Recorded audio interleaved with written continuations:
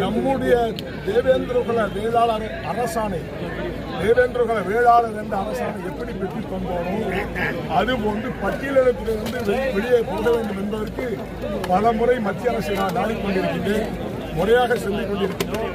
மாநில அரசு எங்களுக்கு ஒத்துழைப்பு இதுவரைக்கும் அதற்காக கொடுக்கவில்லை. மாநில அரசு பரிந்துரை செய்தால் மட்டும்தான் நமக்கு பட்டியல் கிடைக்கும் என்பதை மக்கள் புரிந்து கொள்ள வேண்டும். கண்மூடித்தனமாக மத்திய அரசை குறை சொல்லக்கூடாது.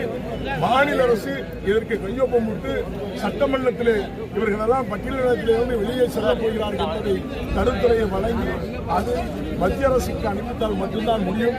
ஆகிய மாநில அரசு அமைதியாக இருக்கிறது. அந்த கோப்பை கையெழுத்து போட்டு அனுப்பித்தால் நிச்சயமாக தேவேந்திர குல வேளாளருக்கு பட்டியலிடத்திலிருந்து வெளியே செல்வார்கள் என்பதை நான் பதிவு செய்கிறேன்.